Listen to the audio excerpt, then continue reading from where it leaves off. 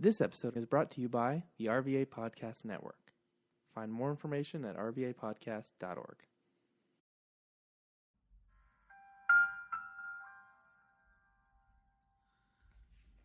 We do not own the rights to anything or any music that's heard during the duration of this podcast. Also, a lot of these shows will have explicit content. So if you are not a fan of any cursing or profanity, you may want to walk away, but that does not mean that every show will consist of such. What's good, y'all? It's season 5 of the Past BT Pod with your host, BT. We have a new season here, and it's time to get this show going. As you all know, we talk about sports. Sports won't be as big of a carrier this year. I think we'll be carrying more towards the stuff, and predominantly on the sports side, you'll be hearing more from the musical aspect, but we will still be talking about technical. We'll be giving you the video game content. I will still be going over the ass of the week. We'll definitely be passing the message. You'll be getting an angel number, and you'll get quite a few gems. So sit back, relax, take your time, don't waste your time.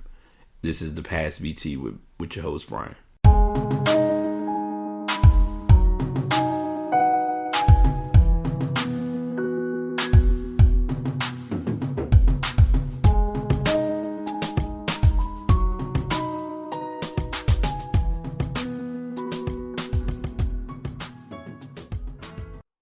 What is going on, y'all? What's good? Episode 319 of The Past is here. I am your host, BT. We were supposed to have this show, I guess you could say it was supposed to be a show that was recorded this past weekend. I was supposed to have a guest on to promote and talk about her business. Hopefully I'll get her back on. We'll work on that as it occurs, but I'm not going to, jump too far ahead of the game. As I'm learning to be more in tune with be present and flow. I do have a guest that's on with us right now. As I always presented, he's backstage in the green screen or in the green room preparing. So I'm gonna get him on the mic in just a sec. And as y'all know, I always do my traditional intros with talking to letting those folks introduce themselves. But before we do that, I would use my new device, but I don't want it to be too loud in anybody's ear with my sound bowl that I just purchased. But I am going to read the angel number, which before I read the angel number, I don't think I've talked about this on the show. A number that I've been seeing frequently and often is 521, which happens to be my dad's birthday. So it's been something that stuck with me a lot. He's still present. He's still alive. He's doing well. But it's just something that stuck with me very heavily. So I've just been noticing that. I've been reading to learn what the significance of that number is. And it was an ironic or an interesting scenario because a friend of mine, she's been seeing 222 a lot. So just some random minutia to kind of get you going as we go into our angel number 319, which like I said, I always do it based on the episode number. So lately, all of your plans have been going well. Whatever you have set out to do, you have accomplished with minimal hitches, until you are left to wonder how your plans are working out perfectly.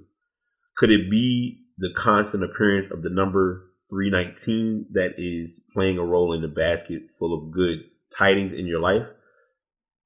That could be the case. Let us find out what this angel number has in store for you regarding your life. Go after your purpose, be it in your career or life in general. Work hard, but take some time off to rest. That is the message from angel number 319. Angel number 319's meaning shows that this is the right time for you to make those life-changing decisions. Apart from guiding you and protecting you, the message from your ministering angel is that you possess the right qualities to make serious changes in your life. If you have been working so hard, this is the time for you to take a long and relaxing vacation. It will not harm your career. Instead, you will be rejuvenated enough to do your work well. While you are away, you will also have time to strategize on what needs to be done in order to increase your boundaries as far as your job and career are concerned. When you get back, you will be ready to take the bull by its horns, and things will be much better for you. You have to concentrate and pay attention to the things that will happen within yourself and around you. Those are the attributes for number 3. Take note of every happening so that you are able to make changes in the shortest time possible. Number 1 is all about encouraging others, being a go-getter, and making your voice heard.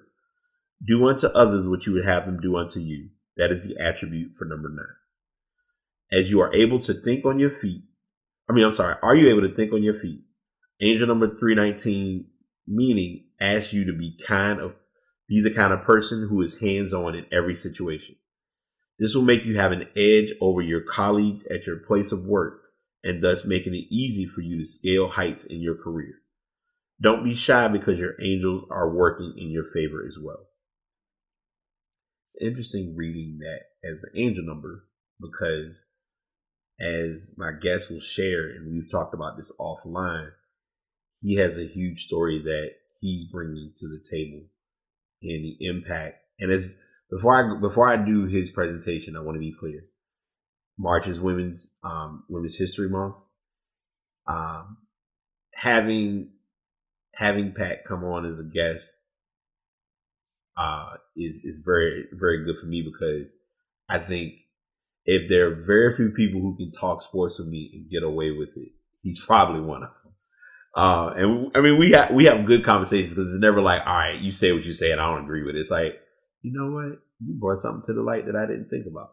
So I'm having him on as a fill-in, but in tying into what I've mentioned already, you're going to run into those stages, those points where you make life-changing decisions. And from what he shared with me in a little bit of it, there have been a lot of life-changing decisions made around him, through him, and for him. So I know I kind of gave like a light intro when I said I wasn't going to give an intro. Yeah, I'm used to her sound effects. So I'm going to let my guest introduce himself, and we'll get into our fun conversation today. Hi, I am Patrick Jankowski. I'm a diehard VCU fan, and I've known Brian through one of my friends, Kazi, aka Mark. We used to, hang out, go to Baja all the time for karaoke on Fridays and Saturday nights, just hang out, have a good time. Met Brian, been good friends with him ever since. Yeah. That's his mild presentation. So I'm going to give and I always do this to people because I put them on the spot to give this is who I am, this is how I've known him. As he said, he is a huge, when I say huge basketball fan, but not just a basketball fan. He's a huge women's basketball fan.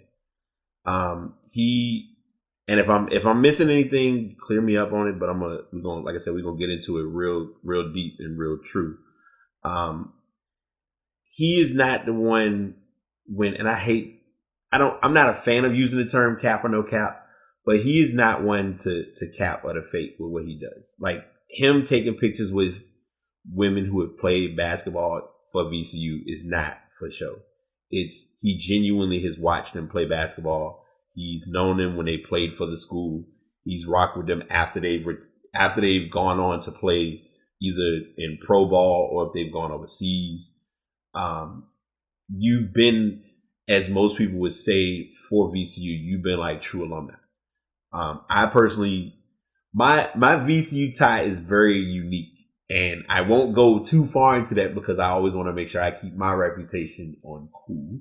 But as I always share and as I always jokingly say, if you know, you know. But with that being the case, I have attended and participated in a lot of I watched a good amount of games. Not as many women's games, and there's no reason or excuse behind it. I just can't say that at the time I was really looking at it or really seeing that deep scope because guilty as charged. I'm from the old school basketball days of watching Oriema and rest in peace Pat battle it out. Pat Summitt. Yeah, watching them rock it out. Tennessee UConn matchups. I'm almost from like the Rebecca Lobo days of the hoops in on that part. Diana Taurasi. Yeah, Diana Taurasi. Yeah, Sue Shamika. Tamika Catchings. Recently, which we're going to talk about this real quick because I want your input on this. And I don't know if you did or didn't see it. And we might have talked about it at when we went over just early before the weekend. Did you see the conversation that Candace Parker was having with Shaq and educating him on basketball? I didn't see the whole thing, but I saw a little bit of it. But okay. You could probably tell me more about it because I didn't see all of it. Okay, so the lighter version of it basically was Shaq is the traditional, or has been known to be the traditional center. The traditional center is come in the game, get on the block, and dominate inside. Well, as we know, and as everyone loves to talk about with basketball, fans who are not open to the transition from 2000 and beyond are not. Well, matter of fact, I won't even say 2000. I will say 2010 maybe, when you started to see the DeMarcus Cousins, the Anthony Davises, the Joel Embiids, the Nikola Jokic, the what they call the stretch big, which is, hey, this guy can actually shoot. So you, instead of you being comfortable and saying, I'm going to play defense down here on the block, I'm going to be out here at this 3-point line. So if you don't meet me out here, cool, but you got to cover somebody. I bring all of that to the table because I think Denver was playing, I don't remember what team. And basically it was a breakdown of Candace pointing out kind of the X's and O's of the game and looking at in how the basketball moves, you rotate like if the ball moves, you skip it across and you get it, which is always the $1 million goal in basketball without saying it, is to get it to your player. A lot of your true shooters or your true spot up shooters are gonna go to that corner three. It's because it's the shortest distance to the basket. And I know I always like doing these conversations because I'm guilty of this on the podcast. I'm always about educating the fan, and that's what made this conversation with CP a big deal. I'll give you a prime example. I remember the 2012 finals, I think it was, when Miami was playing San Antonio. Right. There was, now Chris Bosh isn't really a center, but he played power forward or center. Right. But he's in that category of like stretch bigs in a sense, like you're talking about. Yeah. He got one of the rebounds after a missed shot and passed it out to Ray Allen, who was just sitting there in the corner. Right. And Ray Allen hit that three, which sent the game into overtime. Right. And if Bosh hadn't gotten that rebound, the game was over. Yeah. Because those are those key, like the key plays.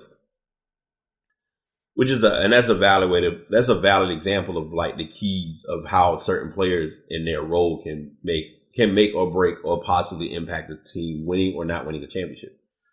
And in this case, it was basically like CP3.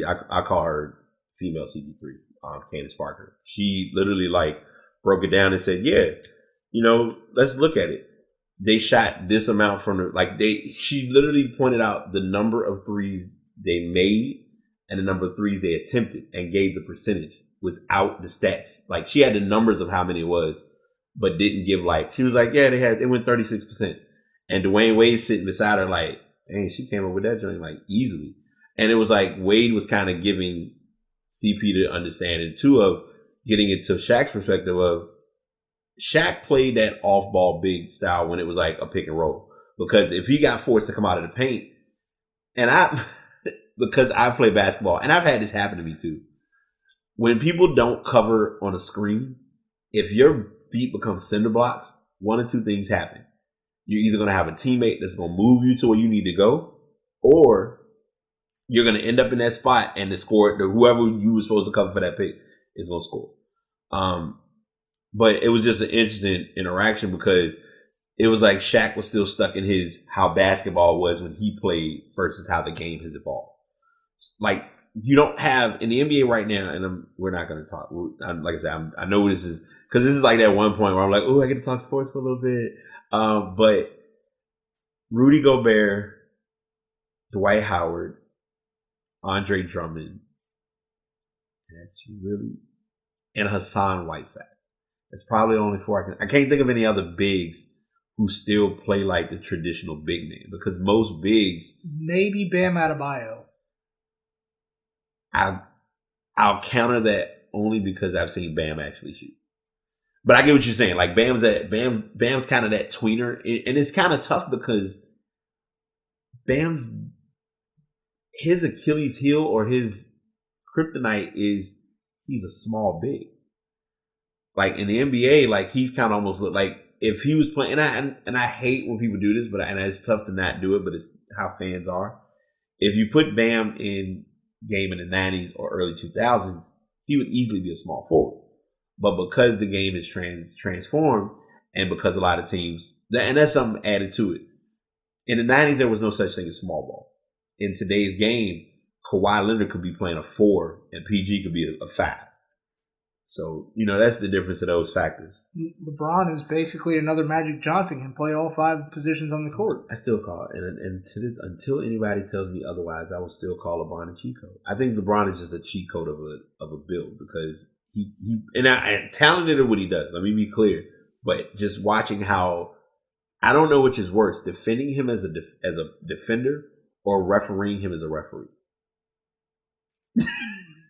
Work on that for the rest of the night, and we'll come back around to it because your gears are going, and I can tell. So we may rotate that back as the passing message. So hold that thought. But we're not here to talk about we're gonna talk about those things. But Pat talked to me yesterday.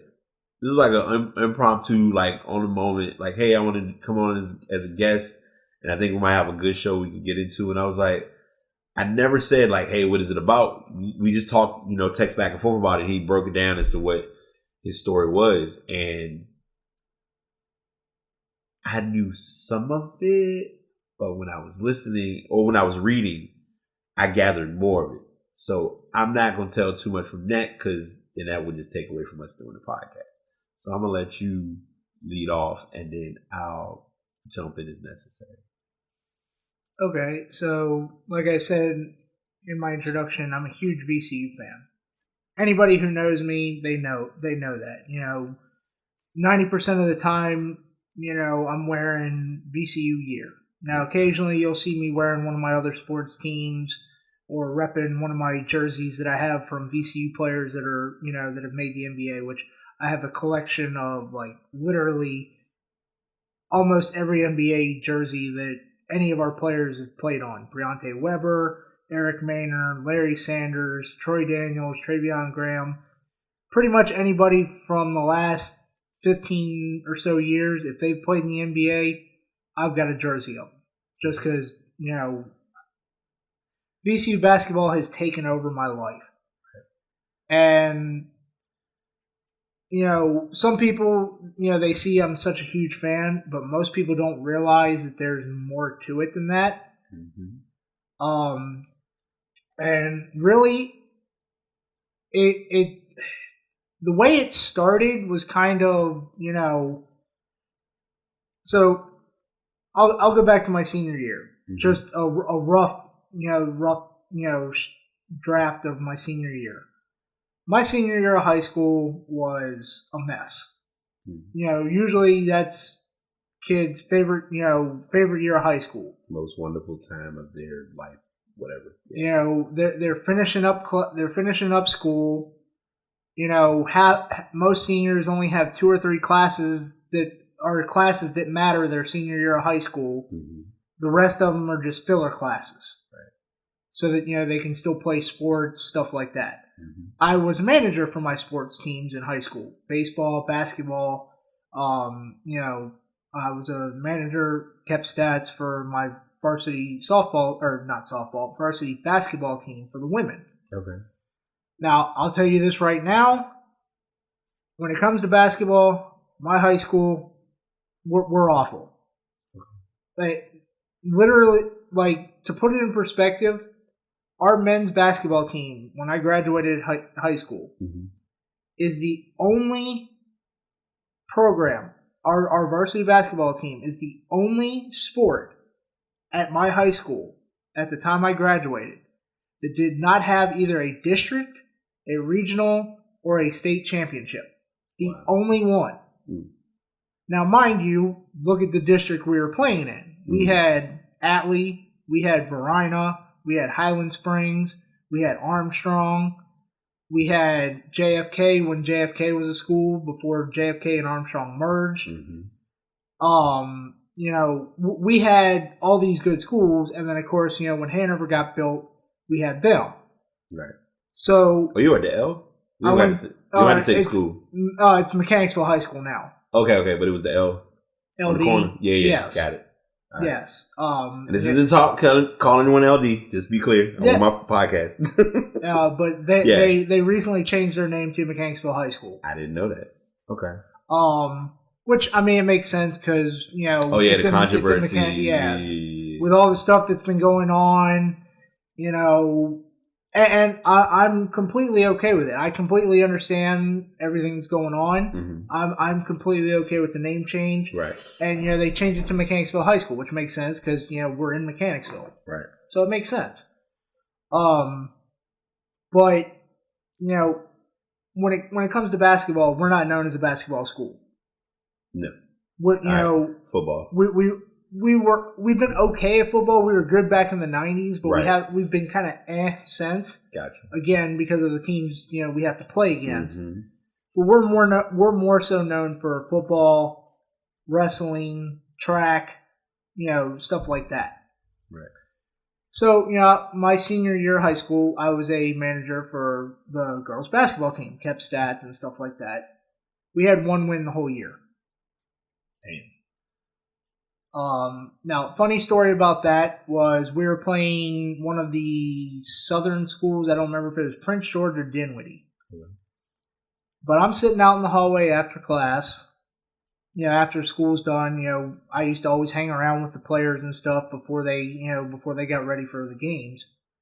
And we'd be sitting out there, and I was sitting out in the hallway, and I heard one of the players from the other team, as they were getting off the bus coming into the school to go to their locker rooms and stuff, a couple of the players were talking, and one of them's like, "Oh, this is going to be an easy win tonight. They haven't won a game all year yet." Mm.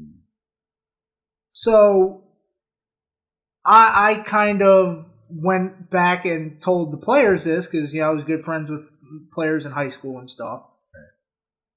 And I straight up told them, I'm like, I just heard a couple of the players from the other team out there, and they said, this is going to be an easy win because we haven't won a game all year. Of course, our players knew that we hadn't won a game all year, but it's not for a lack of effort. Yeah. It's not for a lack of effort.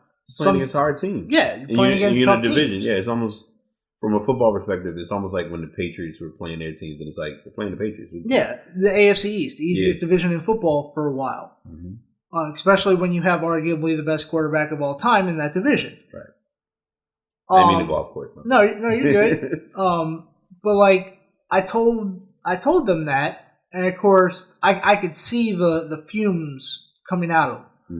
Mm-hmm.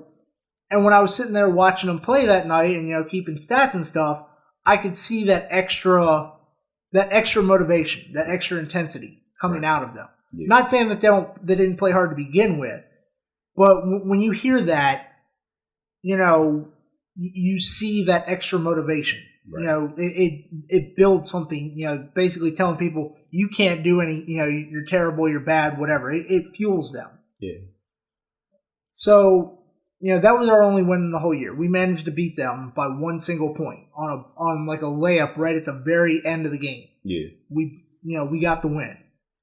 And, for that team, that one win meant the world. Yeah. Even though, they went 1 whatever. Right. It meant the world to them because it's like, hey, we got that monkey off our back. We're not going to be, a winless team all year. So the rest of my senior year was just a mess. I had one of my best friends from high school lost his father like 2 weeks into his senior year of high school.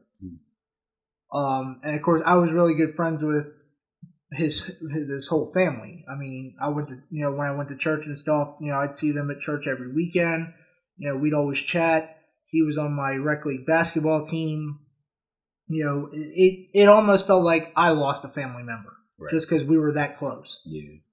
Then I had my grandparents who were in and out of the hospital, but on both sides. My grandparents on my mom's side and my dad's side, they were in and out of the hospital all year. And then, my senior year, I had another neurosurgery, which was like my seventh or eighth one at the time, all for internal stuff that was beyond my control. Mm-hmm. So then we get to the applying for schools and stuff, and of course, I'm applying for a bunch of local schools and stuff, and one of the ones that I applied to was VCU. Now, I'll be honest, at that time, when I was applying for schools, I was pretty much just applying to the local schools. I applied to VCU, JMU, Virginia Tech, and there was a fourth one. I don't remember what it was.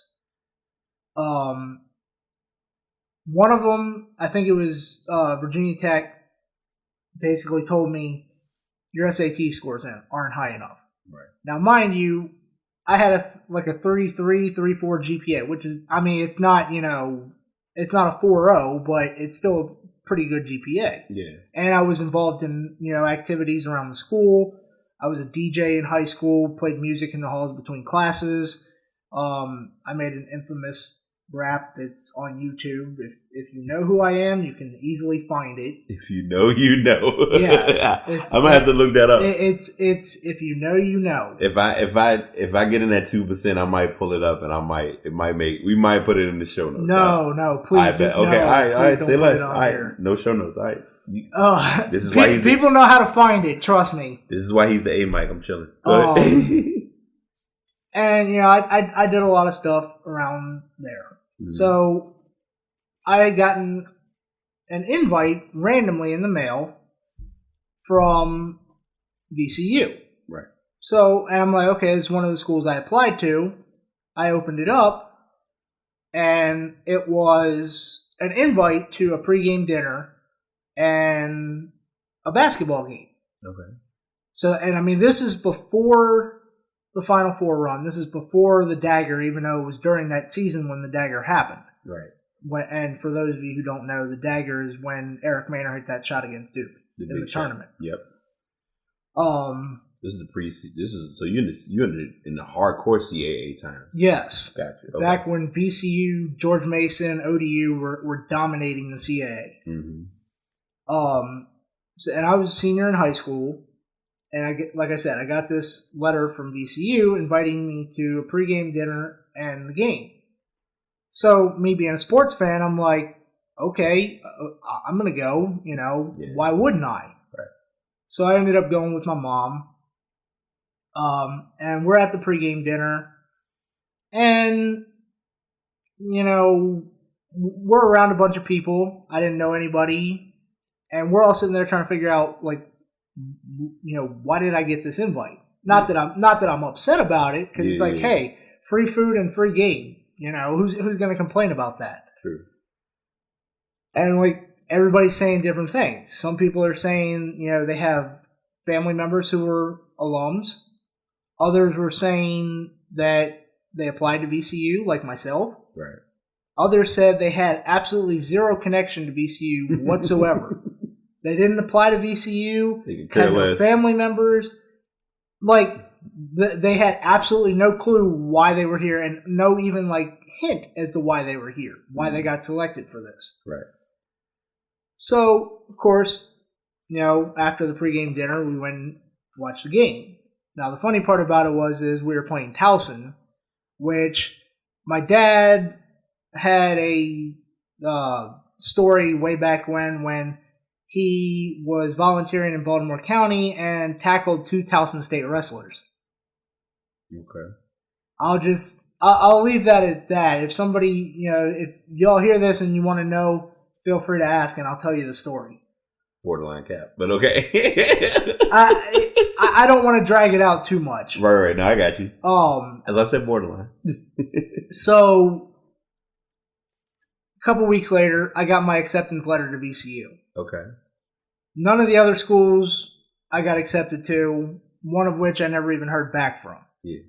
So that made my decision real easy. I'm like, I had a blast at the VCU game. I love sports. The environment was just, it was ruckus. And this was even before the sellout streaks. Yeah, that was when this was 2007. Yeah, you going like a couple years into when it was still Alltel Pavilion. Yeah. Like before they even threw the Seagull Center on the side. Like, yep. That was okay. But I mean, like even before the sellout streaks. Oh no, I know what you're talking about. The games were like filled with energy. Yeah. Just like it was. If you came out of there and you could still hear, then something was wrong because it was that loud, even before the sellout streaks. Gotcha. So back to my senior year of high school, I get through that, and I had been, talking with my parents, figuring out, how we're gonna do this and stuff. I told them I wanted to live on campus just because, I wanted my freedom. You want the experience, yeah. I wanted the experience of the college life. I'm close enough to home that if something happens, they're 15, 20 minutes up the road from me. And MCV, if I had another neuro situation or whatever, MCV's 5 minutes down the road. Right. So I feel comfortable. Yeah. So fast forward, I've been through graduation, which also was at Seagull Center. If that ain't timing. Yeah. So fast forward, and here it is, the middle of July. Closer towards the end of July. And we get this knock on the door. This is like 11 o'clock in the morning. Maybe a little bit earlier, but it was about 11 o'clock. Right. And I remember the date. It was July 23rd, 2007. And we get this knock on the door. And it was people from the Navy, because my brother was in the Navy, stationed down at Kings Bay Naval Base, down in Georgia. And it was, I don't know the correct term for it, but the people that get sent to somebody's house when somebody from the military, whether it be a soldier or whatever, when they get killed or passed away, they showed up on our front doorstep. Right. Being that my mother was in the Air Force and my dad worked for the government at the time, they saw that, they instantly knew something was wrong. They instantly knew something was wrong. Right. And they came in and they told us what had happened. And I mean, as you can imagine, for those who don't know, my brother was killed in a car accident. He was coming back from his girlfriend's house, who lived over in Atlanta, and he was changing divisions that Monday morning. So instead of, heading back on Sunday when, it's the weekend, you're going to have all this traffic, people going to and from the beach, right, people traveling, stuff like that. He figured, I'm going to spend the weekend at my girlfriend's house, relax, hang out with her and her family, etc., and then head back, wee hours Monday morning, so that he can just go back, drop his stuff off in his dorm, and then go do whatever he's got to do to change divisions. Right. He's heading back. He had made a pit stop to get some food or gas or whatever, and had called his girlfriend, let him know where he was, etc., and that he was getting ready to get back on the road. And now, mind you, Atlanta's on the western part of Georgia. Kings Bay is on like the very southeast part of Georgia, like just north of the Florida line almost. Okay. So he was, he'd just gotten back on 95, had stopped at one of the rest areas, called his girlfriend, let him know that, he would stop to get some gas, food, whatever, and he was getting back on the road. Not too long after that, he was killed in a car accident from a distracted driver.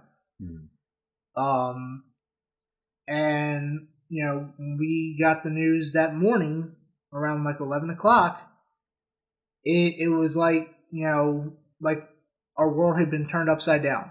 Right. He was my only brother. Obviously, my parents' oldest son. I mean, anytime you lose a son, it's gonna be it's gonna be heartbreaking. Yeah. Parents don't expect their sons to die before them. Right.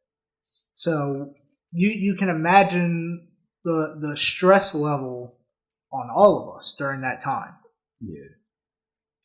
So we were. I mean, I'm not even gonna lie. Like that whole my senior year of high school, going into my freshman year of college, was probably the worst year.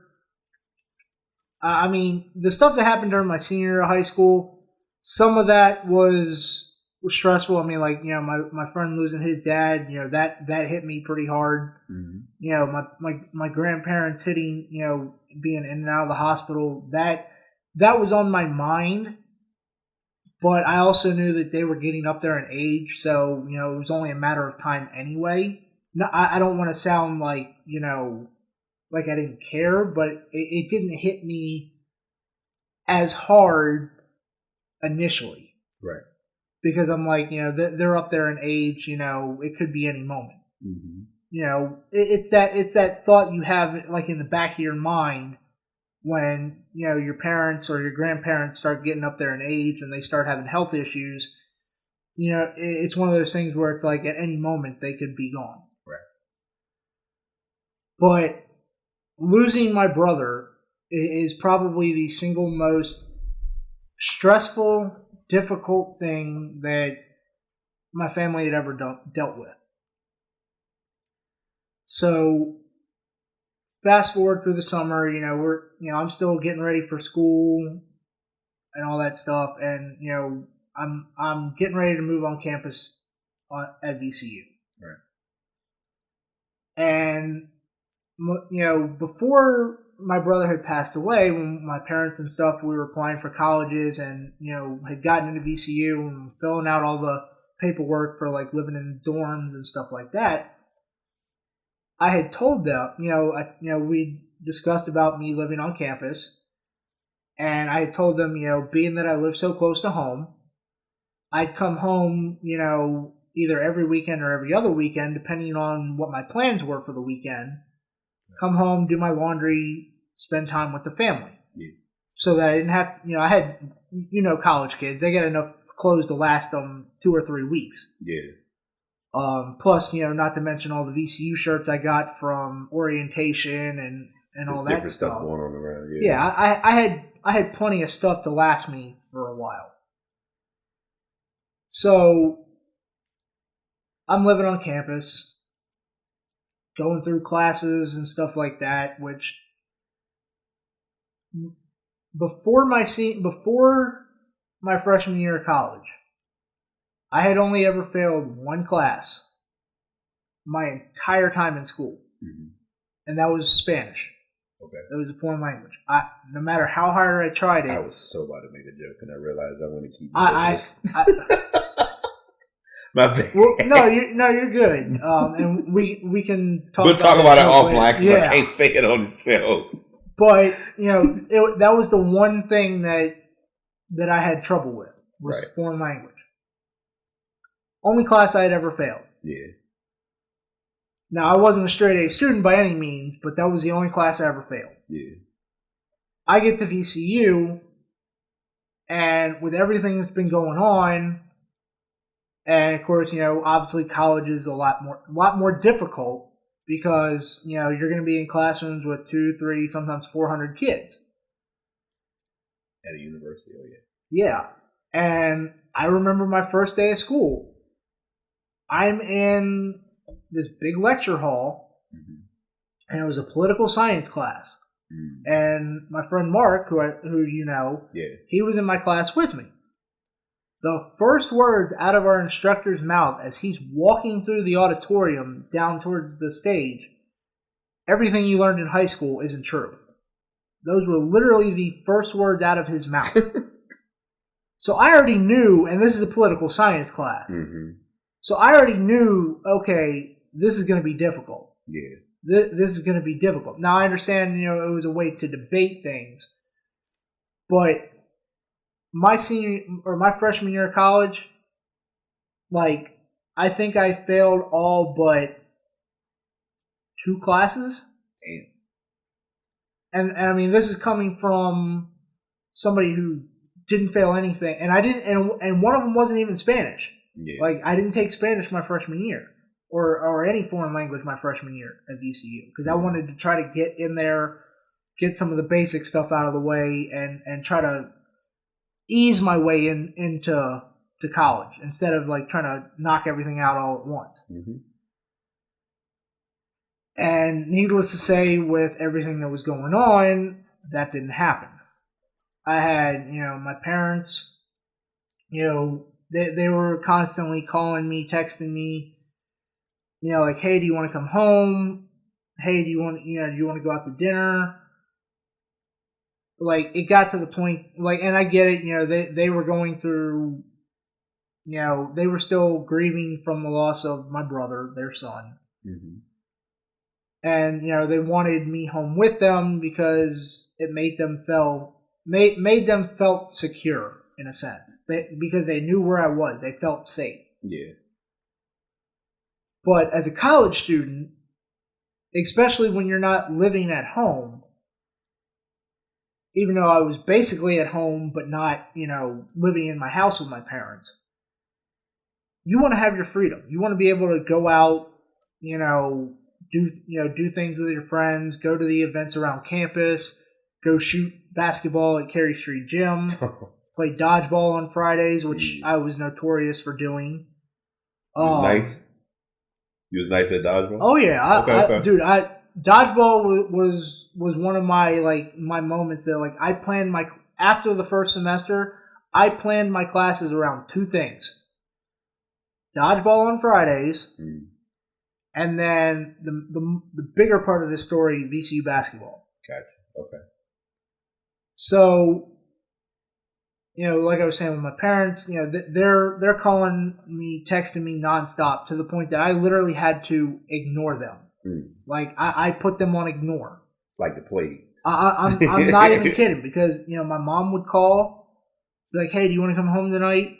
And I'd tell her, I'm like, Mom, we already discussed this. I'm going to come home on the weekends, do my laundry, hang out with y'all. But, I'm at college. I want to have my freedom. Yeah. And, then eventually my mom stopped doing it because I wasn't responding to her. And then my dad started doing it. And finally it got to the point that one day when he called, I picked up the phone, and as soon as he asked if I wanted to come home, I let it rip. You emptied the clip? Huh? You emptied the clip on him? Yeah. Like that? Yes. I literally unloaded on him with, I don't know how many 4-letter words. Yeah. And then just hung up the phone. Right. A couple hours went by, things cooled off. I cooled off, and then I called him back. Right. Because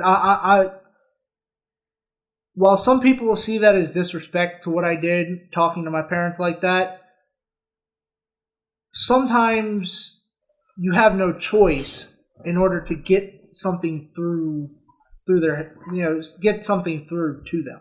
Right. You got to get them to understand. Usually it's the other way around. The parents are unloading on the kids when, they screw up, they do something wrong, whatever. But my parents they weren't understanding where I was coming from. Yeah. So I had to unload on him because, that was the only way I was going to get through to him. So I called him back, and literally, I told my dad, I'm like, hey, I'm sorry about what I did earlier. I didn't mean to blow up on you, but I was trying to get through to y'all, and you guys weren't understanding. I understand where you guys are coming from, but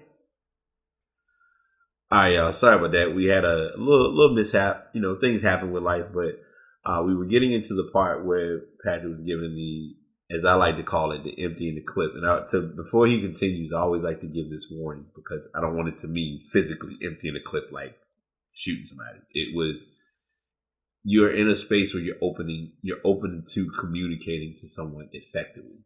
So I want to be sure we got that part out the way. And it also gives me a chance to kind of come in and give a little ambiance since I kind of just been sitting over there. Mm-hmm, right. Mm-hmm. So I just want to do that part. But you could continue on. I'm quiet now. So, after I had called my dad back, let him know, like, hey, sorry about what I did earlier. I didn't mean to, as you say, unload the clip on you. Right. But, I kept trying to tell you guys, like, hey, I'm on campus. I'm going to come home on the weekends to visit with y'all, stuff like that. But, I'm trying to do my thing. I understand everybody's, you're going through stuff. I'm going through stuff. But y'all are affecting me. Y'all are affecting my schoolwork and stuff like that. I need time to myself, in a sense. Everybody has that like moments where it's like they're going through stuff and they just need their space. Right. That's kind of where I was, because at the time my parents, while I love them to death, but it was nothing but sadness when I was around them.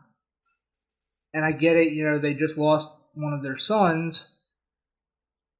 But I try not to be around negative energy all the time. Right. And it was just one of those things that it was dragging me down everywhere else. I wasn't doing well in my classes. It was affecting my schoolwork. And college ain't cheap. It ain't like high school. And in college, as a lot of people know, you don't have a test every other week. You get like 3 tests a semester if you're lucky in some classes. Right. So, if I screw up on one test, I've basically got to ace the last 2. And, I mean, there were some tests that, like, literally, after this, like, the second test, I knew I was going to fail the class. But, so of course, me being a VCU fan, or a basketball fan and a sports fan, I needed to find some escape. So, like on Fridays, like I said, I'd go and play dodgeball whenever I wasn't in class. Mm-hmm. I would, I'd go to the gym, shoot hoops, I'd go use the swimming pool, just trying to stay active, trying to keep my mind off of my brother. Not that I didn't want to think about him, but I was trying to keep my mind off of that just because I knew if I thought about that all the time, it's just going to drag me down even more. Yeah. And my work ethic is going to go down. Everything's just going to go straight down through the drain. So obviously when we got closer to the basketball season, I looked up the schedules for both the men's and the women's basketball team because I wanted to go and support them. Yeah. Now, one thing, I almost made my first mistake when I went to a VCU, the men's game, because they opened up the doors 90 minutes before a game. Okay. So if the game was at 7 o'clock, the doors would open at 5:30. Right. And they had this thing called Rowdy Rams. It was a membership that gave you little discounts to some of the stores or stores and restaurants around VCU. Mm-hmm. At that point, I didn't know about that yet. Mm-hmm. So I'm going to my first VCU game. Yeah. I'm thinking, okay, the game's at 7, doors open at 5:30. I'll just stroll up there around like 5 o'clock. Oh, you went earlier. But like I wanted to get in there and get a good seat. Right, yeah. But this was like the first game of the season. This wasn't even like a big rivalry game. It was just a game. It was just a game. Right. And when I get up there, the line is literally wrapped from the door down to Harrison Street, down Harrison Street, almost back to Marshall Street. Okay. For anybody who knows that area. Yeah. So the line's literally almost wrapped around the building. Actually, no, it was wrapped. It was actually behind. It was wrapped behind the Siegel Center. Right. I remember that. On the backside, yeah. Yeah, when I got there. When I got to the door, I was the 5th person in line from being at the point where they say, sorry, you hit the limit of students. We can't have any more in there. Dang. Because the students only got a certain amount of tickets at the time, and this was well before the sellout streak. Yeah, this is you in the CAA bag. So yeah, to give context, the CAA bag you looking at like you said earlier, like the George Masons, the U of R's, the ODUs. Well, U of R wasn't in there at the time. Oh yeah, that's right, because they were in a different. They were in the Atlantic 10 already. Atlantic 10 already. Okay, but they had it was JMU, George Mason, ODU. VCU, William and Mary, Towson, Northeastern, UNCW, Georgia State, and a couple other schools. Right. But, again, I was the 5th person in line away from the cutoff point. Dang. So I quickly learned, okay, this ain't going to work. And, of course, I saw my buddy Mark there. So, fortunately, I was able to get a seat closer to the front because I knew him from my orientation days. Okay. When I was going through orientation my senior year of high school, he was in my orientation class. And, we hit it off. We were cool from the very beginning. Mm-hmm. So, needless to say, I started getting there an hour or two or more before the doors were opening, just because I wanted to make sure I got in the door and make sure I got a good seat, especially if it was a rivalry game like a U of R, an ODU, a George Mason, or any kind of big rivalry game. Well, then I showed up to the women's games. Now, the women's games, back then, I'd get there. Now, they didn't open until an hour before the game started. Yeah. So if the game started at 7, they'd open at 6. Yeah. There was literally no crowd for them. Okay. Literally no crowd for them. There was maybe 10 people in there, not counting the staff, the players, the coaches, stuff like that. There'd be 10 to 20 players or 10 to 20 people max. Right. And most of the time, I was the only person my age. I mean, the band would be there some days, the cheerleaders would be there some days. The dancers would be there some days, but they were not well represented anywhere near like the men were. Okay. So, basically you get there and it's basically a free-for-all in terms of seating. You can literally sit anywhere in the arena you want.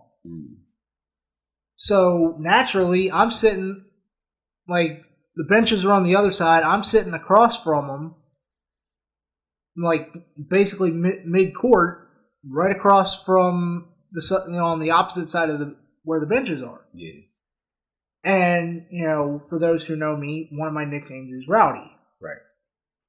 You can guess where I got my Rowdy name from because, especially during the women's games, I'd be doing what all fans do when they're at games. They yell at the refs when they're making terrible calls. Yell at the opponent. Yeah, trying to distract them on free throws. Supporting the girls. Yeah. On VCU's team. Now, when there's only 10 or 20 people in there, you can imagine how clearly my voice is coming through. If you're listening to the podcast, yeah, you could hear a pin drop in there a lot of times. Yeah, and I could see the players on the bench when I'm sitting there yelling at the ref or the opposing coach or the opposing players, whatever. Mm-hmm. I could see them cracking up on the sidelines. Yeah. Now I don't know if it's they were laughing at me, laughing with me, what I don't know. But, they like genuinely were like, you know, they were having a good time. Right. Well, mind you, I'm still going through all sorts of stuff. You're still in your time. emotional bag, yeah. Yeah. So, I sports is one of my escapes. You know, I tune into sports because for the love of the game. You know, I love sports, baseball, basketball, football, hockey, soccer. You know, and I've grown into watching more sports. I watch tennis every now and then. But, I grew up playing sports. I wasn't the best at them, but, I was always that team player kind of person. I love sports. It's one of my go-to things. Like, if I just need to get away from something, I go watch sports or I go listen to music. Those are my escapes. Before we continue, who's your premier team? That's my question. I'll be honest, I don't really have a soccer team that I pull for. Got it. Okay. The only two soccer teams that I would say that I legitimately pull for are DC United. Okay. Just because they're a local team. Yep. Now, not all of my teams are local, but that's one of them. Uh-huh. And then, whenever Team USA is playing, men's or women's. Okay, fair enough. Just because, Team USA. The hometown. Yeah. I got you. I do sometimes pull for Poland just because my grandparents or their parents were from Poland. Gotcha. And, if you look up my last name, it's Polish. Gotcha. But, so, I'd show up to the women's games and stuff, and literally I'd be spilling my guts just like I would at the men's games. Mm-hmm. Because it was my escape. I love sports. And while I hadn't gotten to know the players and stuff yet, just the environment for VCU, I mean, like I told you, I went to that one game my senior year of high school. Mm-hmm. And we were playing Towson. Towson at the time wasn't that good. Right. But the energy in the arena was still electric. Yeah. Now, for the women, they don't have the fan support even to this day. Yeah. They don't get the fan support that the men do. Okay. But again, I just love the sport. And, I'm not going to be, picking and choosing. Well, I'll root for the men, but I'm not going to root for the women. Yeah, you support the school. I'm supporting everybody. You're a fan of the sport, period, yeah. And I love basketball, so I don't care whether you're on the guys' team, the women's team, whatever. I'm going to cheer for you. I'm going to pull for you. Right. So, now mind you, this squad back then, they had some of the nicest, like, most real, relaxed, chill people. Mm-hmm. Beth Cunningham, who's now a coach at Duke. Oh, wow. She originally played at Notre Dame. Okay. And when she left VCU, she ended up going back to Notre Dame briefly to get a associate head coaching job there. Mm-hmm. Basically, the step down from the head coach. Right. And I believe it was Muffet McGraw, I think her name was the head coach at Notre Dame at the time. Yeah, remember that name.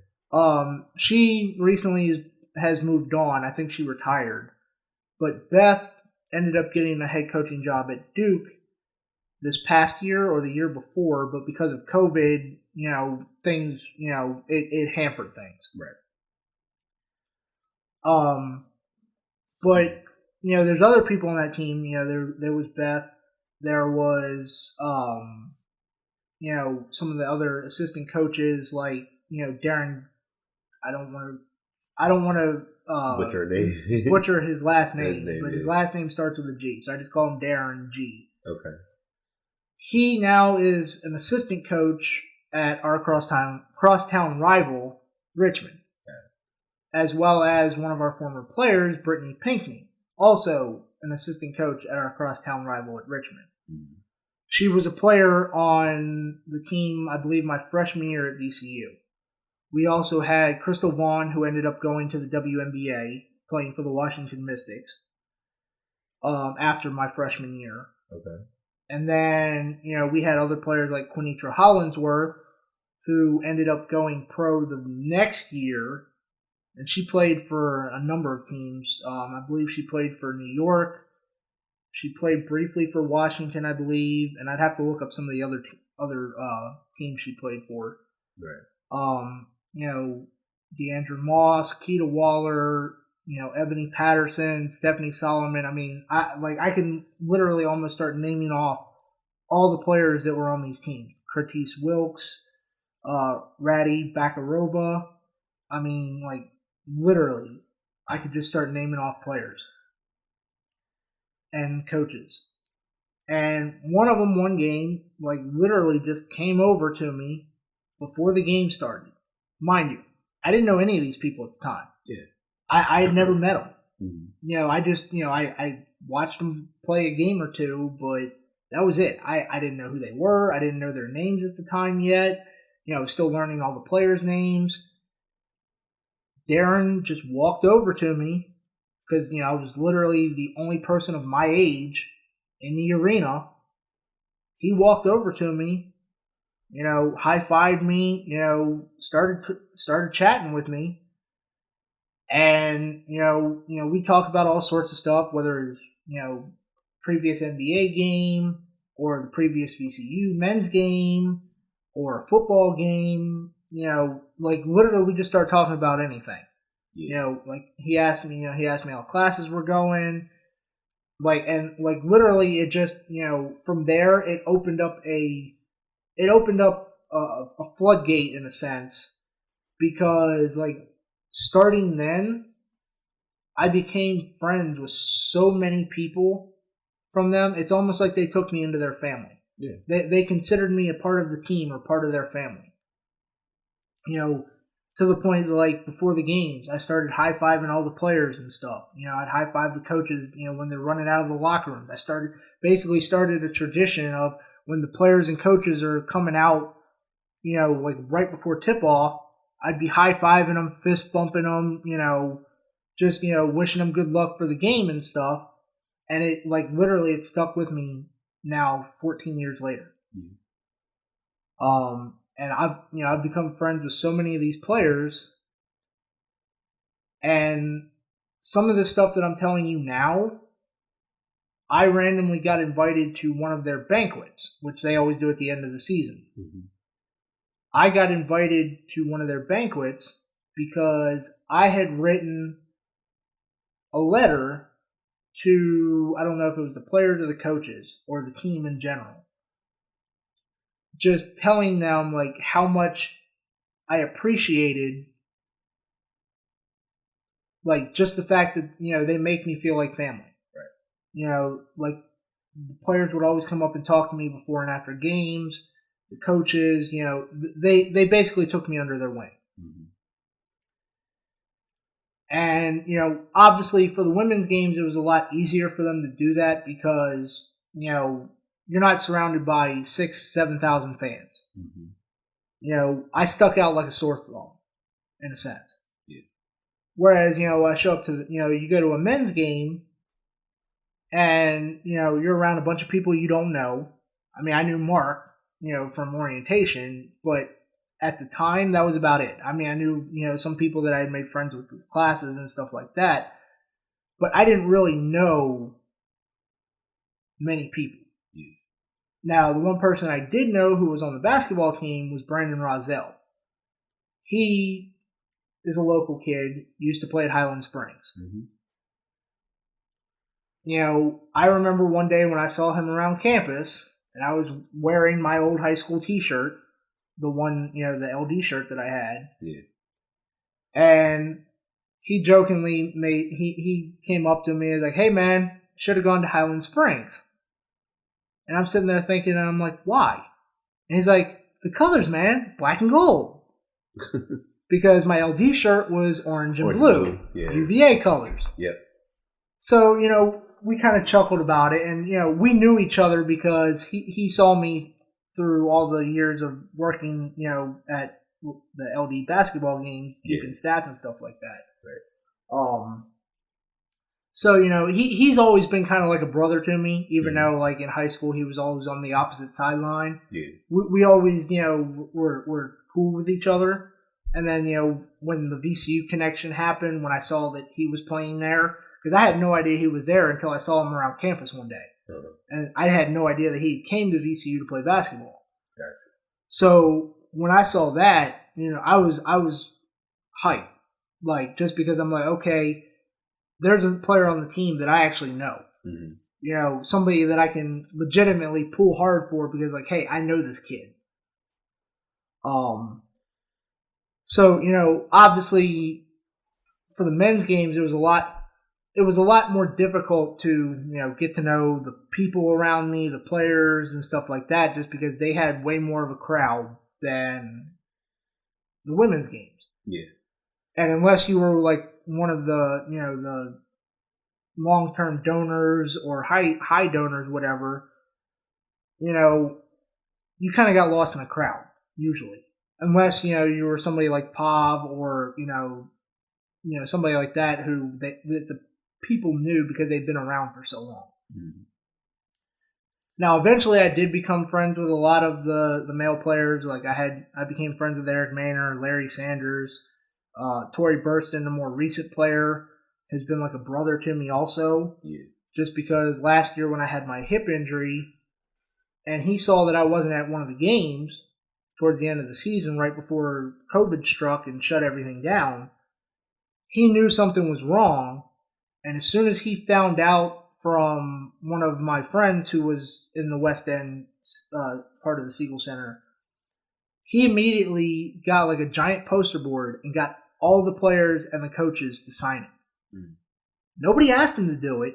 He took initiative. He took initiative and did it himself because he considered me like a brother to him. Yeah. And I mean, we still talk to this day. Whether I see him around at games or it's just we're liking each other's posts on social media, cracking each other up.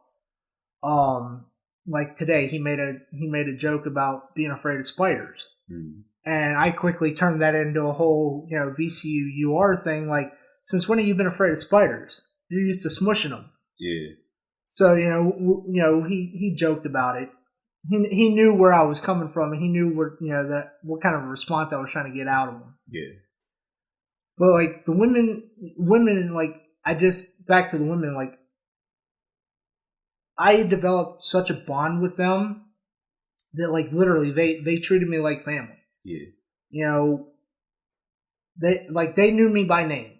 Mm-hmm. Like literally every single one of them almost. If you walked up to them and you mentioned either my actual name or any of my aliases like Rowdy Peaconk, my nicknames, they're going to know exactly who you're talking about. Yeah.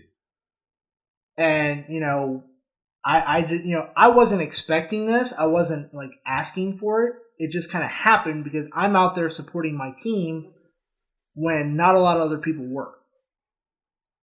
And, it kind of, I kind of had a flashback of this last Sunday when VCU won their first conference championship. Yeah, I was about to say, because I was waiting for you to get to that part. I mean, I'm chilling, but yeah. Yeah, but I mean, that's kind of what, it gave me a flashback a little bit because, I've been following VCU basketball, men's and women's, for going on 14 years now. Mm-hmm.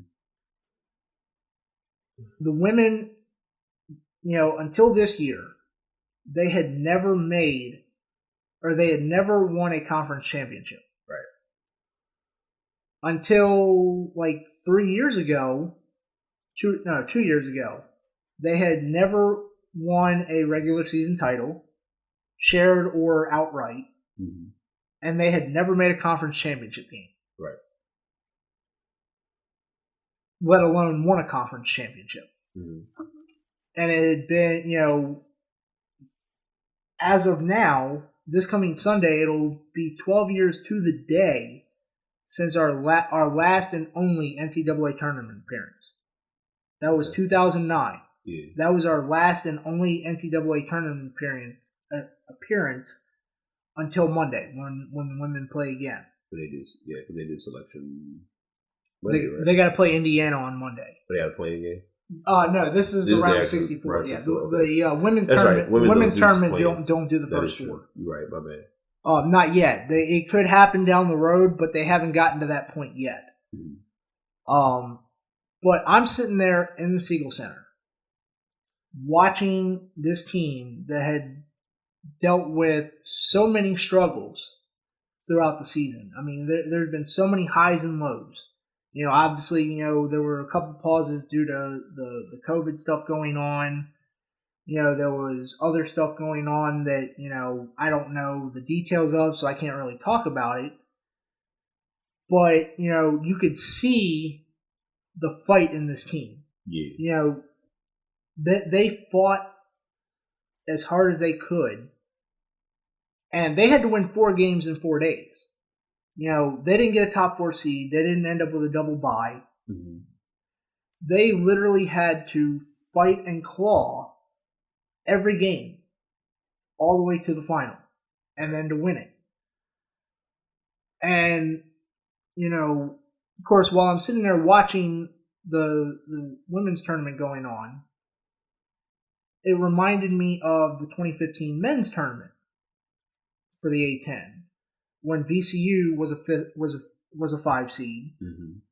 And that was the year that Briante Weber had that serious injury in a game against Richmond that ended his college career. Right. 12 steals short of the all-time NCAA steals record. Yeah. And just like the women this year, they were a 5 seed going into the A10 tournament. Yeah. They had to win 4 games in 4 days. And I noticed a lot of similarities between that team and the team that was playing this past weekend in the A10 tournament for the women. And, I mean, it wasn't easy. I mean, they were shorthanded on players. And, like, you know, they didn't give up. They went through some rough stretches where the other team made runs. But, you know, our leaders, they went back out there and they locked down. They started doing what they needed to do. They shut the other team down. They'd score on the other end. But the fight in that team, like, they never gave up. No matter what got to them. You know, no matter what bumps in the road they ran into, they did not let that stop them. Yeah. And as soon as that buzzer went off on Sunday, when they won, I'm not even going to lie. Like, I legitimately just, I started tearing up. Yeah. Just because I'm like, you know, it's our first conference championship ever. And I mean, you know, I mentioned some of the players that, you know, I mentioned earlier, you know, the Quinicha Hollingsworth, Crystal Vaughn, both of which played in WNBA. You know, some other really good players, Latavia Rory, Keita Waller, you know, Courtney Hurt, who ended up getting drafted, but then eventually wound up playing overseas. Mm-hmm. You know, and there's so many players in between, it would take me hours to list them all. But, like, just the fact that we finally got that hurdle off our back, finally won a conference championship, and won, you know, made the NCAA tournament for the first time in 12 years. Right. Like, I don't even know how to say it. Like, it was just like, it was a moment that I had been waiting for a long, long time. Just because, like, I remember that 09 team. I was good friends with, you know, the players on that team, the coaches. Back when Beth Cunningham was still here, Mm-hmm. Darren was one of our assistant coaches. You know, Quinitra was still there, Keita Waller, Deandra Moss. You know, all those players were still playing for VCU at the time. Even a young Courtney Hurt, who ended up going on to be the all-time leading scorer for VCU. Like, you know, that team, that 09 team was so good that, like, you know, they were the ones who finally got us to our first NCAA tournament. We had never been to one in our school history. Right. No matter any of the, you know, the talented players we've had gone through there, that was the first one. Yeah. And to be a part of that, and then 12 years later, see it again happen, like before my very eyes, and to witness our first conference championship, like it just, I felt for those players because they fought, especially the seniors, they had fought 4 long, hard years to get here. Yeah. We thought we were going to make it 2 years ago. It didn't happen. We thought we were going to make it last year. It didn't happen. Not only because of COVID, but because of the conference that we're in and just the scheduling. You being a basketball fan, you know how the at-large bids, they're very difficult. Yeah, the at-large bids are kind of like it's kind of almost like there's no set. I shouldn't use this analogy. It's like Pac-Man because you literally, and my friends who listen to this would make a joke about it. If you ask Mark, he'll know the reference. But you have a lot of teams you have some teams that are going to get what's called a given. They're going to, you getting in because of the name, the reputation, the accolades, etc. Like, talking about it from the men's side, Duke. Everyone was blindsided with Duke. Like when it was like, oh, this is the first year in so many years that Duke and Kentucky didn't, and I was like, man, like they had bad years. You got to call it what it is. You can go with the rivalry and the battle, but it was what it was. But that's neither here nor there. Yeah. So seeing VCU earn their stripes for it this year was a big deal. And it took a hurdle off me as a fan, but also the players, because they're not going to have to sit around waiting till Monday to see if their name is called. They already know they're in. Yeah. They just have to wait and see who their opponent is. Yeah. Whereas you look at the Final Four run for VCU, for example. The players didn't even watch it. They were that year, the Final Four year, 2011. Yeah. The men didn't even watch the selection show. Mm-hmm. None of the players, none of the coaches. That I think it was Joey Rodriguez heard. I think he was out running an errand or grabbing food or something, and it was either him or Jamie Skeen, somebody on that team, randomly heard that they got in. Yeah. I don't know if it was from a text message or they happened to hear it on the TV or whatnot when they were out running their errands. Right. And they immediately start texting the team like, guys, we're in. And this is the first year of the first 4. Mm-hmm. When they had to go play in Dayton and then, rattle off 5 straight wins just to get to the Final Four. Yeah. But nobody thought they were in. Mm-hmm. And in large part because you look at VCU, I mean, they had their run back in the 80s, when they were making 5 or 6 straight, or 5 out of 6 NCAA tournaments. And then we had, 04 when we played Wake Forest, and I believe that was the Chris Paul year. And then there was 07 when we played Duke, and, the famous, is this the dagger, when Eric Manor hit that shot against Duke. Yeah. But, those were our only real moments in terms of, making ourselves known to who people were. Mm-hmm. We weren't a Duke, we weren't a Kentucky, we weren't a UNC, we weren't a Kansas. They were semi-mid-major. Yeah, we were definitely a mid-major. Yeah. And if you looked at our season that year, we had a decent out of conference, but the end of February and the first part of March, we hit a rough patch. Okay. We lost 4 out of 5 or 5 out of 6 going into our conference tournament. Right. Then we made our conference tournament, got to the conference championship, and ended up losing to Old Dominion in the final. Mm-hmm. So everybody figured, okay, we didn't win the conference tournament.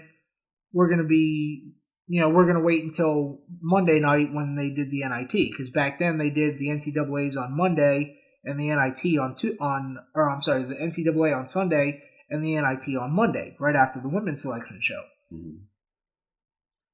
But then, literally, social media started blowing up because, oh my God, VCU got in, VCU got in, VCU got in. Everybody's in shock. Right. With the women, it's kind of tough because, especially in the conference that we're in, we've had years in the Atlantic 10 where we've gotten 2 or 3 bids in the NCAA tournament, Mm-hmm. but it's not a given. Right. You know, it's not like on the men's side where if you have 2 or 3 really good teams, there's a good chance that more than one team is going to get in. You know, on the women's side, you know, it's literally most years it's literally whoever wins the conference championship is going to get in. Yeah. I mean, like Dayton, for example. Dayton has a very good women's program, and they got left out. They got left to go to the WNIT. Yeah. When I honestly was under the assumption going into Selection Monday for the women, I'm like, you know, with everything going on, they're going to sneak in. They are going to sneak in somehow. I don't know how. They may be a low seed, but I thought they were going to be in, and I was a little bit shocked when they didn't get in. But yeah, the women, like, you know, they've been such good friends with me. I've made so many friends through following women's basketball over the years. And like, even when they graduate or they transfer for, you know, whatever reasons they transfer, I still try to keep in touch with them just because, you know, they've done so much for me, even though, you know, they're just going out half the time. They're just going out there playing their game and stuff like that. But, you know, for me, it's like, you know, being a part of that family, that Ram family, mm-hmm. that, you know, knowing that, you know, the players care just as much about their fans as the other way around. I've just, you know, it's a bond that has just continued to grow as, you know, as players have come and gone, as coaches have come and gone. It's just a bond that has continued to grow and grow. And I'll be honest, you know, it got me through a very rough time in my life. Okay. Honestly, without it, I don't know where I would be. Right. Okay. Oh, it's me. Okay. I got jumped in. Dang, I'm sitting there, I got an hour and 20 minutes. All right, let's end the podcast. No, I'm just kidding. So, wow. I listened. You told a story, a huge story. And you're probably going to think I'm crazy for what I'm about to say. But VCU experienced what you experienced. And here's what I mean by that. It's going to sound crazy because like I told you, when I listen, and this, Fred, those of y'all know the show, Twin Talk, you already know. We talked about this like in the midst of the semi-interlude. When you're put in a position to just listen, you listen. And it becomes very relaxing because it's not like I'm over here just like, yeah, all right, okay, yeah, sure, all right, hurry up. This is your story. VCU story was your story in the sense of literally you went through a lot of shit. You went through tough phases, like, you know, friends lost family members. You lost your brother. Basketball, to say what I was saying, was your way of grieving, right? Yeah. And then as an added bonus, like you know, even with everything that you have dealt with, you know, on your personal experiences with life, with health, etc., you still here, you still standing, you still pressing, you still press through. You made it. You're still accomplishing. You're working on more things. Like you still can come out and kick it with us like it's nothing. And it's the same way in looking at it like with ECU. And it's an even more interesting story because the startup of you talking about the girls basketball team at your former high school, it was like you were like that deciding and motivating factor for them at that time in winning like one key game. But then here it is, you literally generated the reference of being the Rowdy Ram at like the women's games. And it's like, you may or may not realize it. Like you may have said, you know, I'm not sure they were laughing with me or laughing at you. I think they were enjoying your company because you were literally keeping them entertained during the game, because it's like the worst thing you can do because watching and knowing basketball, it's literally waves of players. There's a starting five that you know is going to play out of a 40-minute game. They play in at least 30 minutes, give or take. You have those 3 or 4 players that are going to rotate in and out to give starters a rest. You may go to that end of the bench, but usually by like the last we'll say 3 or 4 players, it becomes you just on the bench. Like if anything, your main objective is to come out on the court when it's the timeout. Literally, like it's or like the very end of the game when the game's already wrapped up one way or the other. Oh, trash time? Yes, yeah, I garbage time, whatever you want to call it. But yeah, like that's the run. That's the we out here, we ready to play. So I say, and I say all that. And Torrey Burston for a while was one of those players. He came into VCU as a walk on, but he was ready at a moment's notice whenever you put him out there. Yeah, he first one in, last one out in the gym a lot of times, and. You put him in there, he's just happy to be out there. He doesn't care, what the situation is. Yeah, he just like, I'm going to do my part and be, play my role. So, yeah, so, I say all of that to just say, overall, you may already know it, but I'm telling you from what I listened to and from what it stated, it was like they went through hard times, you went through hard times. You got past your hard times, they got past their hard times. They're succeeding with more work to do. You're succeeding with more work to do. So it's like it intertwined as to why VCU women's team needed you just as much as you needed VCU women's team. Because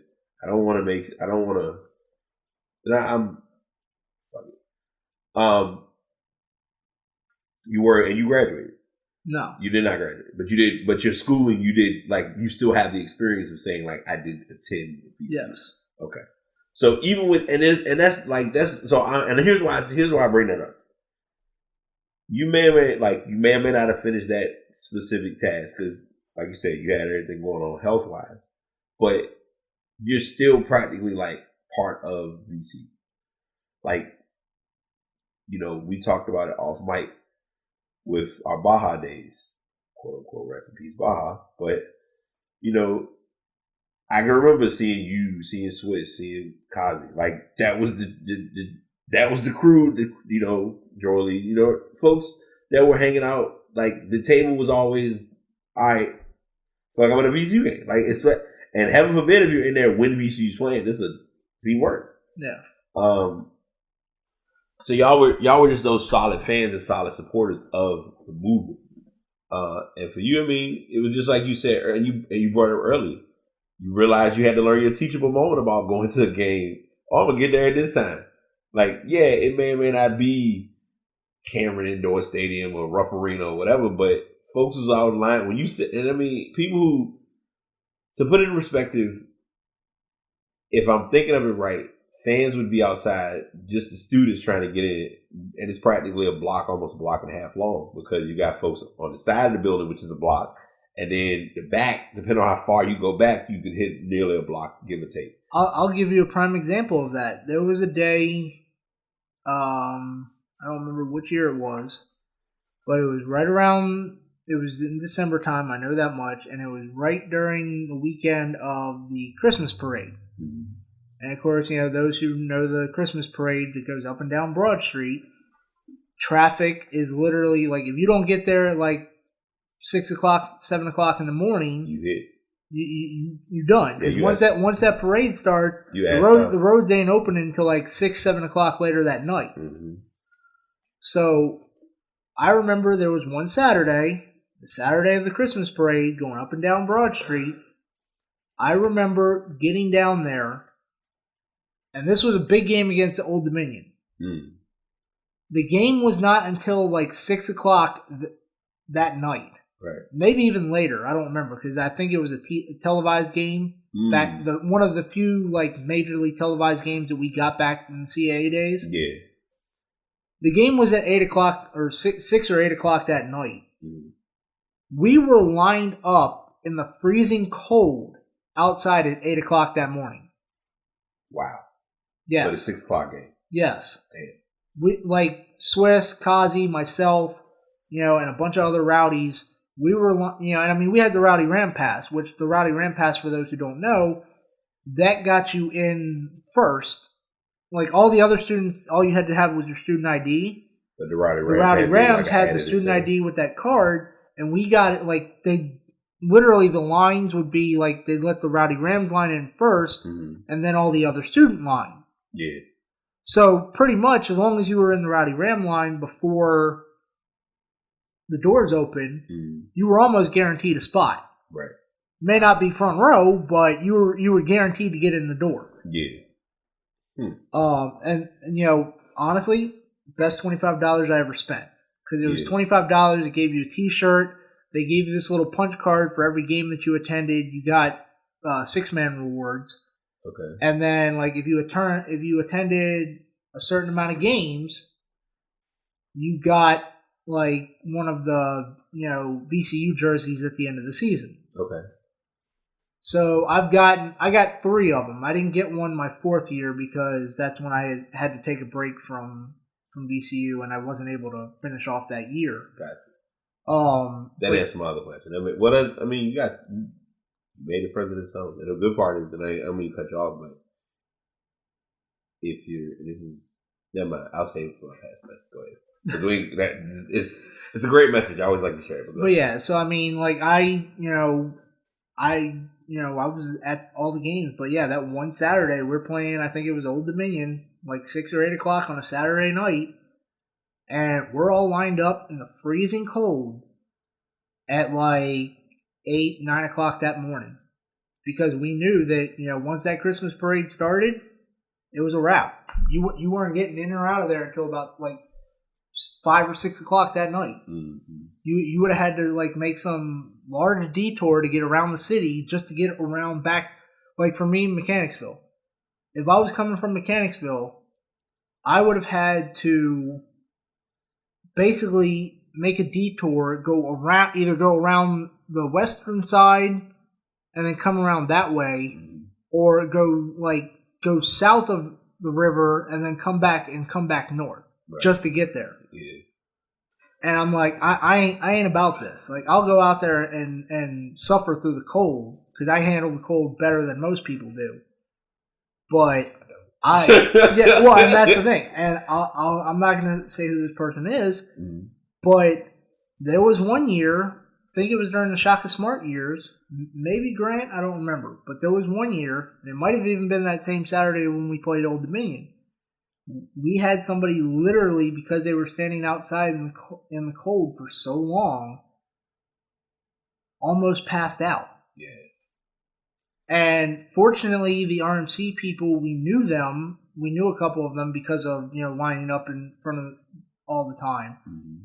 So they were willing to go and get a chair and let that person sit down inside the door. Yeah. Because normally, back then, they weren't letting people, like, if you were in the student line, you had to wait it out. Yeah, you had to wait it out. You couldn't go in and use the restroom, nothing. You had to figure out a way. Yeah, if you had to go use the restroom, you better hope the person behind you saves your spot as you walk across to the bookstore and look obvious getting out of line.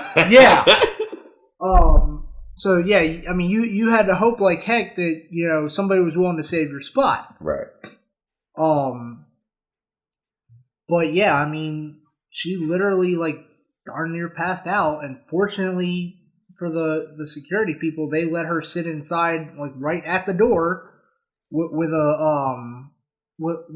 sat down in a chair, let her warm back up, and then told her, all right, cool, go back. Well, they gave her some water to like try to get her hydrated and stuff like that, just to make sure she didn't get dehydrated or anything. Yeah. And then I think eventually she did come back out once she was better, but right. Yeah. I mean, it was. I mean, we had some diehard fans out there. I'm not the only one. I mean, Swiss, Kazi, we all did it. We all lined up for hours before games. Yeah, I ain't going to enough games. I feel bad about that, especially even with me being a part of AmeriCorps.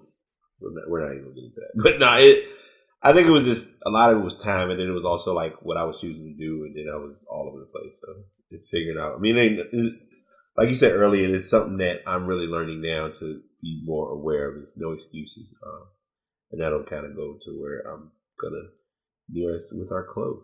So, as you may or may not be aware, the title of the podcast is called "The Pass." Every episode, whenever I'm on the show by myself, I pass a message. I have a guest. So guess what? You get to pass the message along to the audience. I have a message that I'm going to share. It's probably I got 2, but I'm going to hold mine because it's a gift, and I'll just share it afterwards. So whatever your thought is, it could be sports related, it could be personal related, it could be something real life, but it's something to pass along to the audience as like a walking away or memento. Well, I mean, I got two things I'll say. One thing is, like, for all of the men's basketball players, women's basketball players that I've gotten to know over the past 14 or so years, some of y'all know my backstory and why that connection with a lot of y'all is so special. Mm-hmm. Others, maybe they don't. Right. But, I'm very appreciative of that. I'm very appreciative of the bond and, like, how, especially, like, the women's team and even some of the men's players, like I said, they considered me part of their family. Yeah. And like my friend Tori Burston last year, when he saw that I wasn't at a VCU game, because he knows that, I don't miss VCU games, unless I absolutely have to. Right. And when he saw I wasn't there in my usual spot that I'm in at every game, he immediately started asking questions like, "Hey, where's Rowdy or Patrick, whatever because I don't. Again, some people call me Rowdy, some people call me Patrick, some people call me P-Kunk because that's a nickname that I've had since high school. Right. But he started asking questions, and then that's when he found out about my injury, and then that's when he basically went into business for himself and like got a poster board. Got all the players and Mike Rhodes and them to sign it and gave it to one of my friends who actually hand-delivered it to me while I was in the hospital. Yeah. I wasn't expecting it. I didn't ask anybody to do it. Right. He took it upon himself. So I'm very appreciative of that and all the friends and bonds that I've made through basketball, both men's and women's. Mm-hmm. And I keep wishing them success, whether it's on the court or off. Okay. So messages passed along to the school and to those present, past, and possible future basketball for PC. I'm here for it. Love it. I guess I got three things. So one, thanks for coming on. Like I appreciate it. It was fun for me because anyone who knows me knows I don't have ADD realistically, but I'm fidgety as shit. So a lot of times when people are talking, I'm like, I want to be doing something else. But I also am operating and learning the importance of being present. Like we made our joke offline about how bad I was partying and not remembering tattoos. But hey, it's okay. It happens. Shows I wasn't present that time, but lesson learned. No big deal. So that's part one. And like I said, I appreciate you. Like, if you don't feel it or don't realize it, like, you practically have been like a bro, and like the crew, like y'all group, as far as kicking it, y'all practically invited me in like another part of family. So I love that. And then on top of that, it's fun because when other folks know sports, like sports, but it doesn't turn in, like, the thing with me, and that's like we'll talk about it off mic with the sports thing. I love having conversations about sports, and it's good when you can walk away from the conversation and not be like, oh my God, they get on my nerves, I never want to talk to them. Instead, it's like, oh, I can actually sit here and have a conversation and not be annoyed. Like, these are how conversations work. Like, as Kazi and I, Mark and I talk about all the time, like Liverpool and Chelsea. We hate each other in soccer, but we love each other as friends. So it's such a weird connection, but that's another podcast, another topic for another podcast. So one of my best friends is a Ravens fan, and I'm a Steelers fan. Oh, so y'all go through. You gonna have? Oh yeah. Yeah. I'm definitely inviting you to the group because oh my gosh, football season gets very spicy every year. Mm-hmm. Every year, I feel like, because I'm a moderator, so I have to turn into like a babysitter and be like, okay, y'all go to your corners. I know y'all love y'all teams, but relax. It's okay. You're not gonna win a championship if Lamar wins or if Ben wins. You're not getting the ring. Okay, just remember that. Like, hey, you can always be like Carolina and either lose due to a nip slip or Brady going off into the sunset. Oh my God, the worst year ever. because he got MVP, but you know what? I'm glad he got the bag. And it's an off mic conversation, but it's on mic, but y'all don't see it. It's Cam was Cam, and it was just like celebrate when it's important. Don't celebrate when you're down 21-3. That was my whole thing. I think I was podcasting it too. Oh, okay, triggered. Anyway. So that's part one. Because I was about to go into a whole tangent. I was like, wait, we got to wrap up the show. It's like an hour and a half. But it's a good hour and a half, like real shit. Number two, a message I'll pass along. Well, my second message or second thought is I wear a bracelet and I always talk about it. One says never give up and the other one says no excuses. And I've found myself constantly being reminded like to not give up, knowing whatever it is my purpose is, what my plan and my goals are to being a better version of who I am. And one of the bracelets I wear because I was understanding of it before he passed, but after his passing, the Mamba mentality sticks with me. I talk about it almost on every other show. It's a constant quest to be the best version of oneself. It's also something that I share on my I have the sign on my wall. I also am very adamant of making it clear how important that is, like even being the truest form of who you are. So I say that and saying it to you, and I say this to anybody that's listening. If you get the degree at 23, 33, or 43, no one cares. All they care is you got the degree. A more transparent scenario that someone shared with me at a place that I won't mention because I'm always learning how to keep business confidential is when a doctor is doing surgery on you, you're not looking at that doctor and saying, what were your grades in school? It's, oh, you became a doctor. Not how close were you to being a doctor? It was you became a doctor. You're never going to hear that conversation. And if anyone has done that, I would love to have you sit on this podcast because that would be a great yet weird conversation. But that's another story for another time. And my third message that I'm going to pass along is my favorite, and I've shared this with people over and over. And if I shared it already on the podcast, fuck it, y'all can get it again because I want people to really understand this. And since you're here as a guest, I'm going to use you as an example to explain this. I'll put you on the spot. Pizza or pie? What's your preference? Pizza. Okay, cool. All right, so I said, cool. What's your favorite pizza? What's your favorite spot that sells pizza? Putting you on the spot. Who got a good joint? Asante's. So I want to go ahead and clear up the portion that you're hearing now. There was a passive message that was being shared. Maybe I'll share it on the next episode. We'll see where I'm at with that. But I also want to be sure and clarify that the portion that you heard of my guest, a lot of what he said was removed as well. But I do want to say that he's still giving like a good thought, and we kind of continue with the conversation. So I'll let this part stop, and you'll come right back into when he's kind of going into his thought, which slightly got clipped as well. All right, y'all. See y'all at the end. We got a tough squad. You know, there were doubters of, coming into the conference tournament, what people thought could happen. And, we proved all those doubters wrong. Right.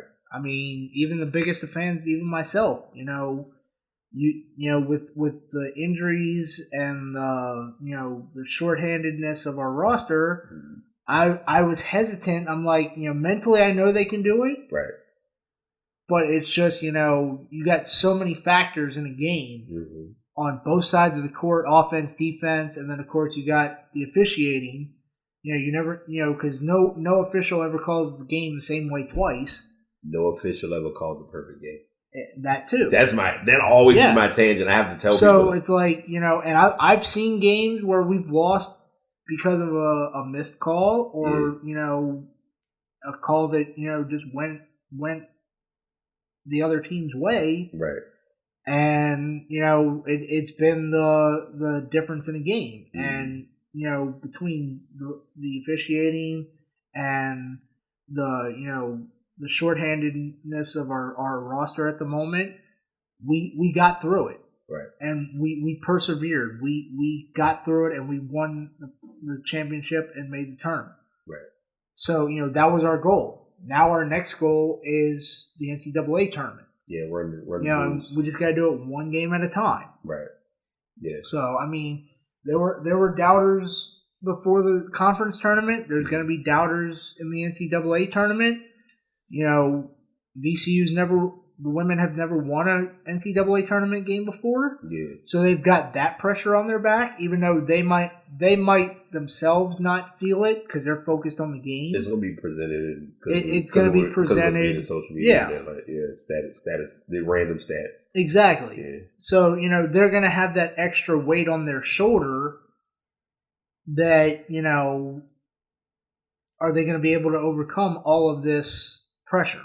Right. You know, are they going to be able to persevere? Are they going to be able to stay focused enough to, you know, beat Indiana on Monday? Mm-hmm. And then, you know, if they win Monday, then they play again Wednesday, I believe. Right. You know, and it's just one of those things where, you know, you got to keep winning. You know, it's win or go home. Yeah. Not like the regular season where, you know, you lose one game. You bounce back. You bounce back the next game. This is win or go home. And for some of these, for especially our seniors, it's it. Yeah, it's it. Literally. I mean, some of them may not play basketball ever again. Yeah. You know, other than like, you know, pickup games or something in the gym. Mm-hmm. But like, you know, some people may go play overseas.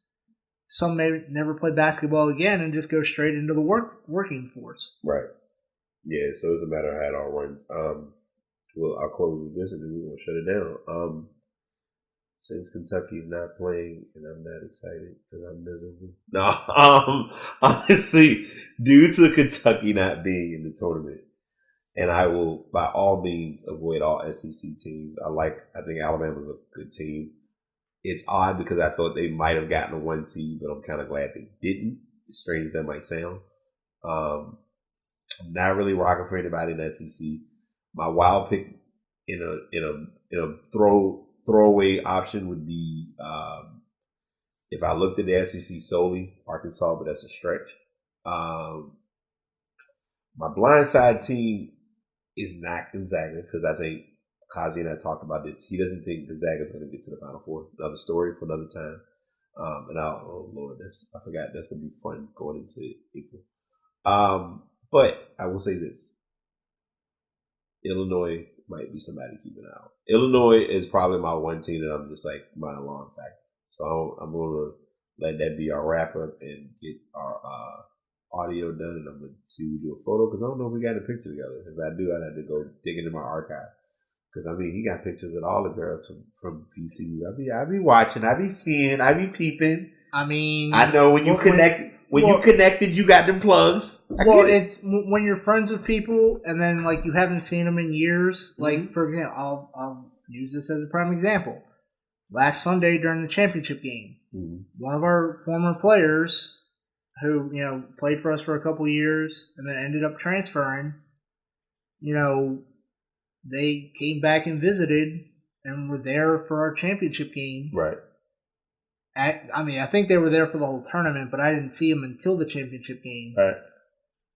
And, of course, because they're, a good friend of mine, that bond that I have between me and a lot of the players, whenever I see somebody that I haven't seen in a while, I want to go up and say hey to them, give them a hug. Obviously, right now it's difficult because of COVID and stuff. You got to keep yourself socially distanced.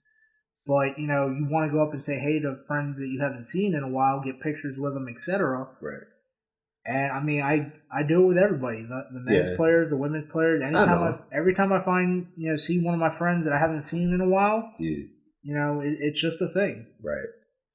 Yeah, so I get it. I'm talking shit. I'm being silly, but it's all good, man. But like I said again, I appreciate you being on the show. And as I tell everyone, and as they all know me to say, do not make this your last visit. Please come back. It's great to have people repeat shows. I mean, whenever you want to have me back and we can talk about all the different sports topics, you just name the time and the place. All right, I got you. We was gonna pick another place, but it turned into a conversation all in itself. Football, basketball, you name it. Like anything sports related you want to talk about, hit me up. All right, I would do that because I got a story that I'm gonna talk to you about after we and you'll probably relate to it pretty well. So, On that note, this is The Pass. I'm your host, BT, and this is Pat, my Hoops sports addict, just plug, cool dude. Y'all definitely hit him up, man. But y'all have a good one. Take it easy. You have made it to the end of yet another episode of the Pass BT Pod. I hope you gained something or walked away with some worthwhile information, whether it was related to any of the information provided about sports, about music, about technology, or possibly my personal fave, the Pass the Message. We want you to come in with an open mind and an open heart and walk away with something that's going to benefit you and carry you through your day, through your week, through your month, through your life. And that's the main objective here on the Pass. So I hope you were able to receive that. If you are looking to get find a good place to host your podcast, you can check out buzzsprout.com. And if you're also looking to invest in a microphone, a lot of people have their angst or their differences towards it. But I'm currently using the Blue Yeti X, and I've been using it for a little over a year. And it's still to this day one of my best investments I've made. And if I always give this as my closing tip.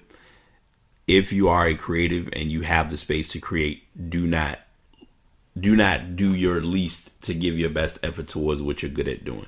Until next time, y'all take it easy.